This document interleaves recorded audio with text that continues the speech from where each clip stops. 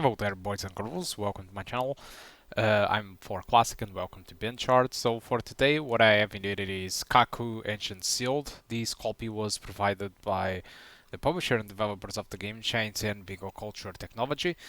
And like the usual, I decided to test the game with multiple different settings. I decided to customize a little bit the presets because the presets comes with VSync. And this game it is using Unreal Engine 5. So regarding performance, if you go with the low settings, you can expect a frame rate above 60 frames per second. The game can be played with either DX11 or DX12, but if you want to play with DX12, you need to force it through the Steam launcher with commands of -DX12 written on it to it launch the DX12 counterpart. Unfortunately, whatever the frame rate that you have, this game have a lot of shader compilation issues, so every time you do a new action that is kind of a stutter.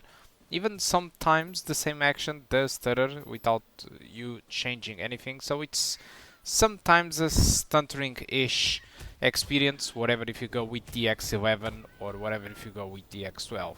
I would love this game to have a better DX12 implementation with shader compilation or something like that to, you know, for us to not have as much stuttering. Fortunately for us in this video, you are not going to see too much stuttering going on, since I've completed this part multiple times before, so it won't be really the same experience that you get for the first time.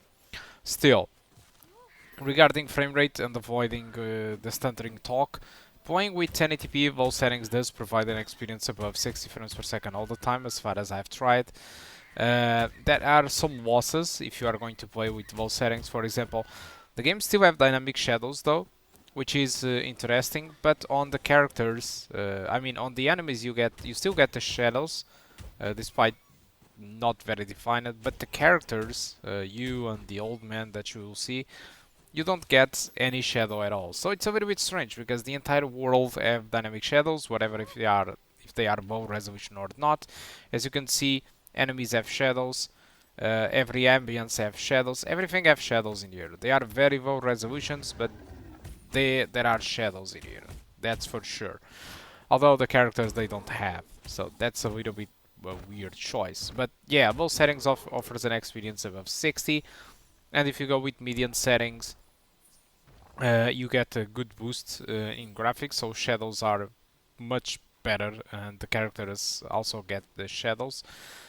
Particles quality does improve. You start to have some extra particles. Screen space reflections get enabled by using the particles quality on high settings, which is a little bit curious because I never in my life thought that raising the particle quality would raise the screen space reflections or would enable screen space reflections. But yeah, it does work if you put the game on the median presets. Although the frame rate starts to be an experience pretty much in between 45 to 60 or 7 frame FPS, so you are not going to get a solid 60 frames per second experience if you go with median settings. The high settings is a small revamp over median settings, and also there is a small difference in performance in between median and high. So high settings it runs a little bit 5 FPS worse than the median settings, and that's pretty much about it for 1080p. All of these three settings, I mean the low settings provides an experience above 60, the median and high provides in between, you know, between 30 to 60, alright. And when we talk about 1440p, the low settings provides an experience, a good experience in between 30 to 60, and 1440p median. It provides an experience above 30, but sometimes it does drop a little bit below 30. I haven't tested high settings because the game was already struggling in some sequences to sustain those 30 frames per second, so high settings it's just going to get worse. And like I said, there is a very small difference in graphics between median and high, so I don't think it is worth it if you are struggling to keep your target frame rate. Alright. So what's my favorite setting in this game? I decided to include my favorite setting to play this game, which is basically you put the game on the low presets and you just enable anti-aliasing and enable shadow quality on median. all the rest I just kept as it is. Alright, and also locked the game to 60 frames per second since I have a 60 Hz monitor. So yeah, I'm sad. But basically that's the best experience that I had. It is entirely locked to 60. No, not entirely. There are some areas a little bit more further into the game where the game drops below 60, but I've been in two different open world moments of this game, and most of the worlds were less demanding than this beginning sequence. So yeah, so it's a little bit, it depends on the worlds where you are. And this beginning sequence, I think it's a good benchmark for us to have an idea how the game performs.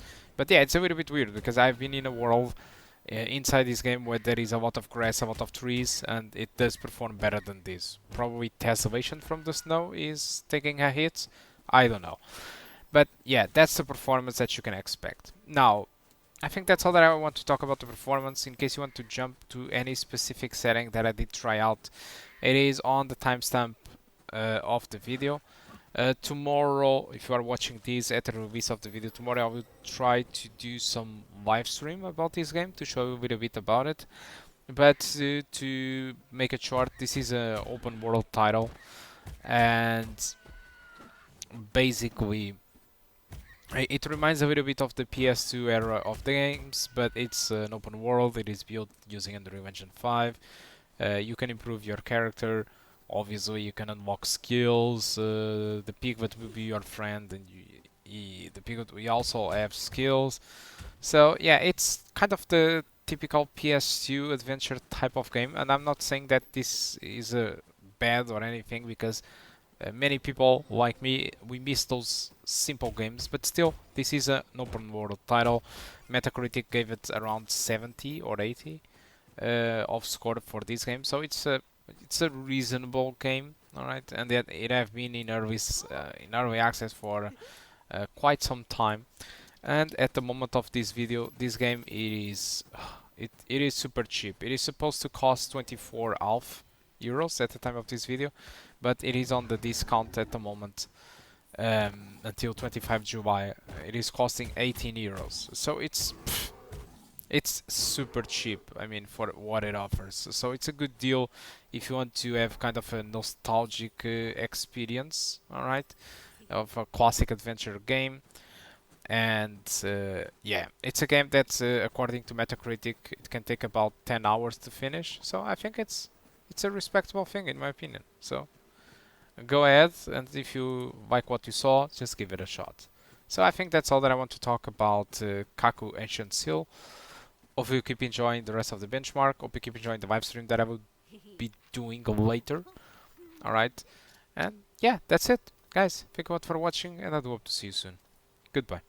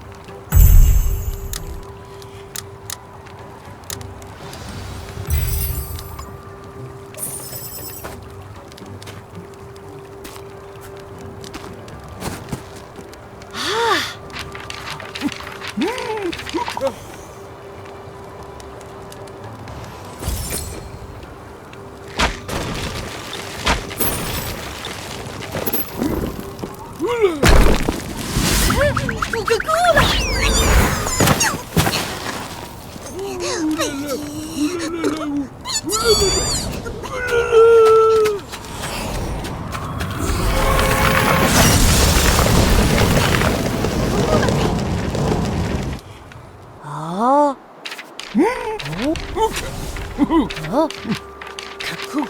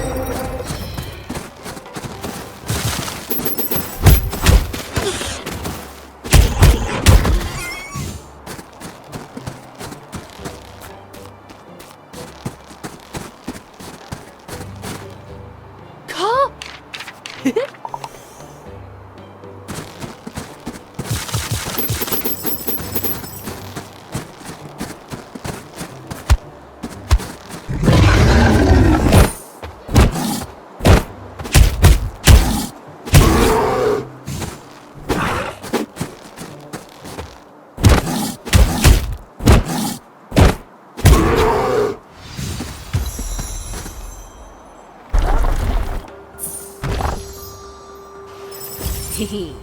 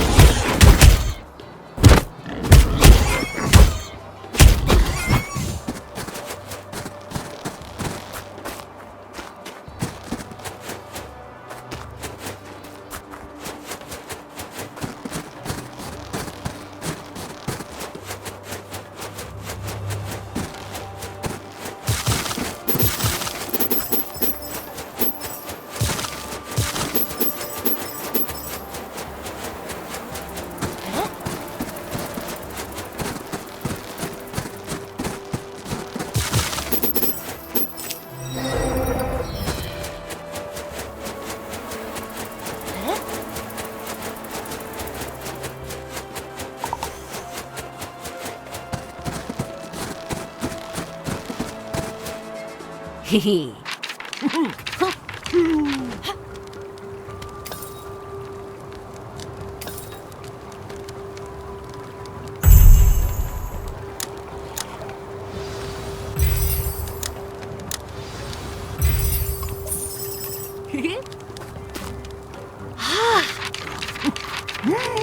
Kaku.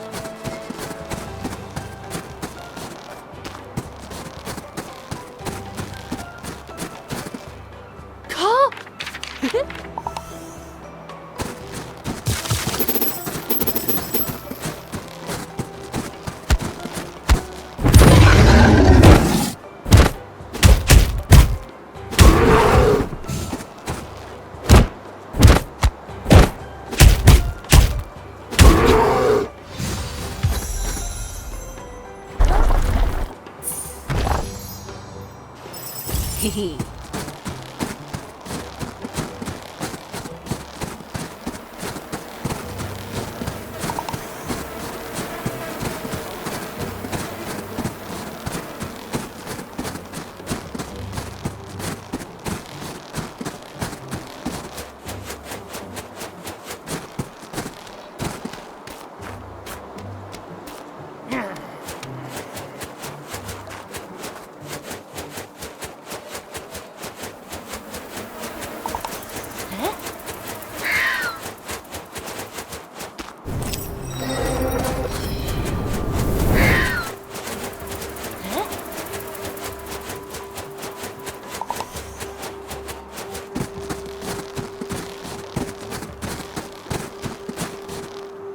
Hehe.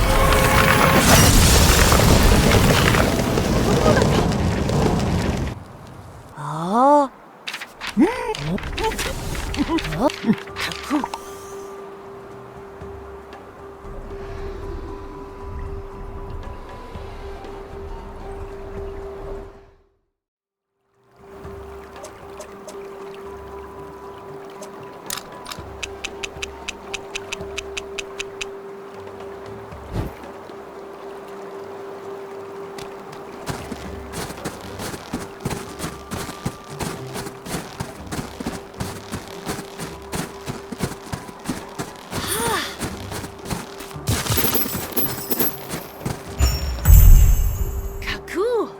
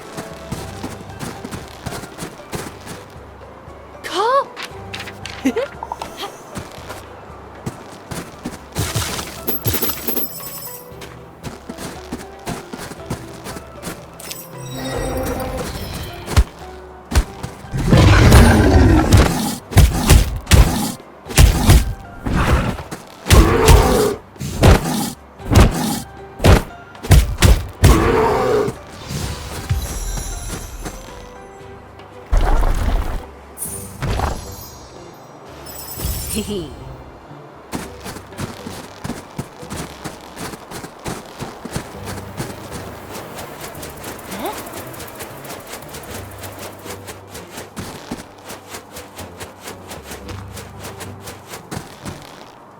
Hehe.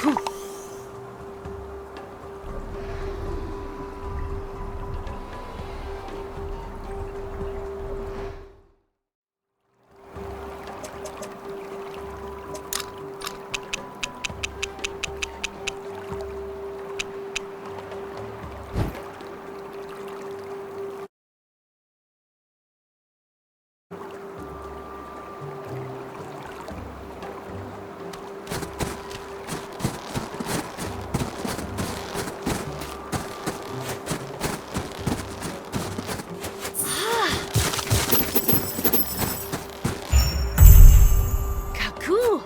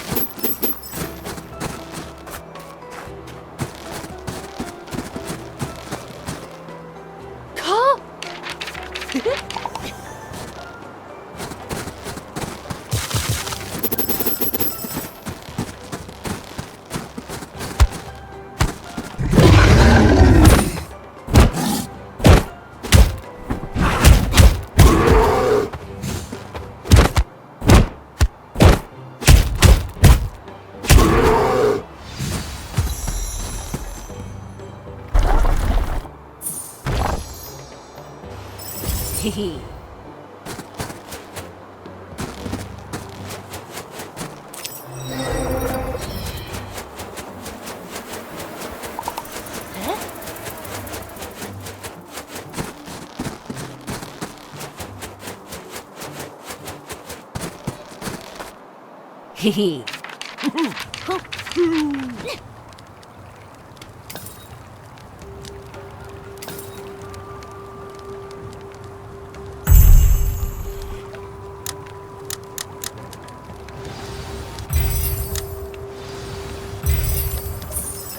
Hehe.